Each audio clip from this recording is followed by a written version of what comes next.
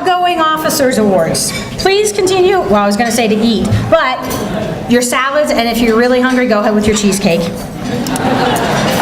We have 4 board members whose terms have ended.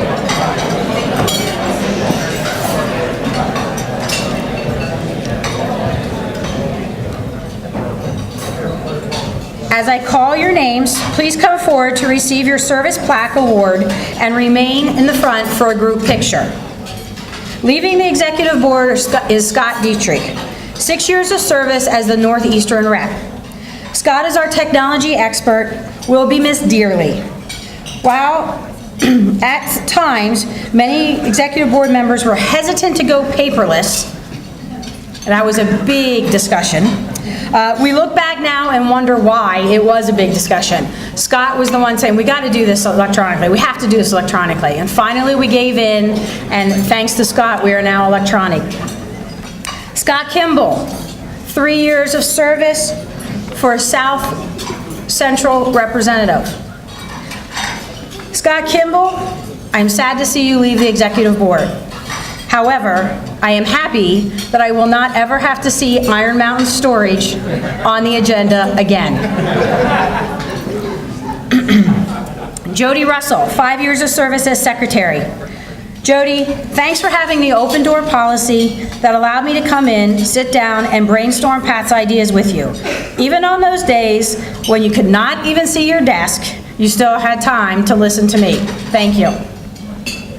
And last but not least, this will be a trivia question in the future. The trivia question will read, what former executive board member served for 10 years and never won an election? That would be Greg Janik. Greg served 4 years as the Northeast representative and 6 years as president-elect, president, and past president. Greg, as I said in our meeting on Wednesday night, thank you for a decade of service. You have advanced our profession in so many ways. I look forward to working with you on future projects, and I'm sure Reagan is happy to get her husband back. We're going to take a group picture, and then Greg is going to come over to do his farewell speech.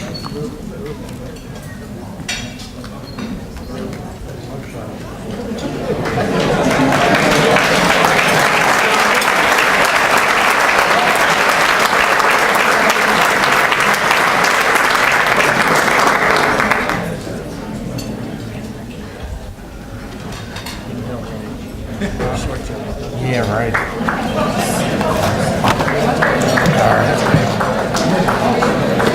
All right. The last banquet I was at was EAT, and I was used to 3 or 4 people introducing each other before I got up here, so I wasn't quite ready. Anyway, over the last 10 years, I've learned much about and met many great people. As I sat down recently and reflected, I came across a horoscope in the local newspaper, and under Pisces it read, "The people you associate with will help you develop and express ideas you want to put into play." That statement could not be truer, and I'd like to start by thanking a few of those people who helped me develop and put ideas into play.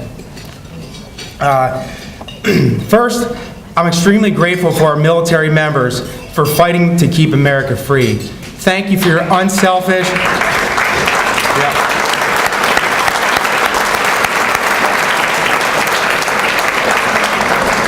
Thank you for your unselfish service to continue to keep us safe and make this the best country. I believe we will win. That's a World Cup thing. Next, I really need to thank my King's College colleagues, Amy, Aaron, Dave, Jeremy, Ryan, Missy, and Tim, for all your encouragement, standing in for me frequently, and all your support. I want to thank all the King's AT students who they reminded me I missed them at the Marywood Student Symposium. So a shout out to you guys, past and present students. Oftentimes you are the ones that motivate me to keep on giving. So thank you. Thanks to all my PATS mentors, and I know this list is going to be incomplete, but I'll start with Tom West, AJ Duffy, Phil Donnelly, George Roberts, Joe Izzy, Rick and Dick Burkholder, Linda Meyer, Larry Cooper, Gary Hanna, Joe Denali, Julie Emrine, Bob Shank, Paula Tarosi, Mike Goldenberg, Jim Thornton, and Steve Heckler. And that, again, is just to mention just a few. You always responded to my emails, but more importantly, you picked up the phone, you responded, you guided me, and you offered assistance. So I certainly appreciate that. Behind me, and to many of you serving out there, the PATS Executive Board, past and present, I certainly enjoyed the challenges that we worked on together to make this profession better. And to my friends and family, particularly my parents, they taught me that passion and conviction are more important than talent, and my wife, Reagan, for all her loyalty, love, and support. There are a few agreements in today's society. No one group is superior to another, that feeling good about yourself and secure about yourself is the key to a successful life, and people who don't live in the present are missing out on happiness and life itself. Well, recently, I found all that is wrong. And there's recent research that actually shows the opposite of what drives success.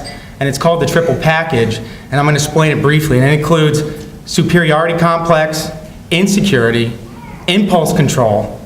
And I'll start with explaining superiority complex. It's the belief that your group is special, it's exceptional, and superior.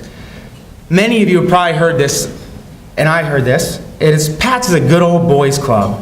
I thought that meant that the PATS culture was a group of elitists. They excluded strangers. They isolated the unknowns. They prevented outsiders from joining.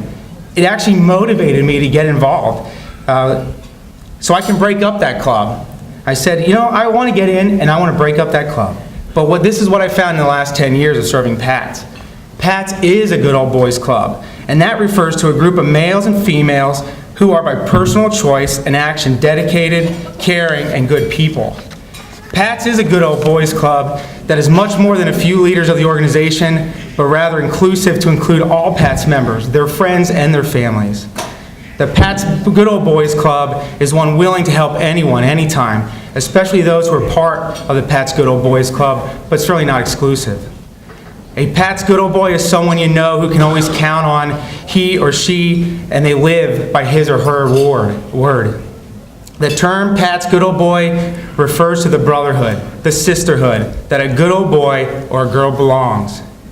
Just as Marines are the few and the proud, I humbly believe so too are the members of the PATS Good Old Boys Club, which includes each of you here today.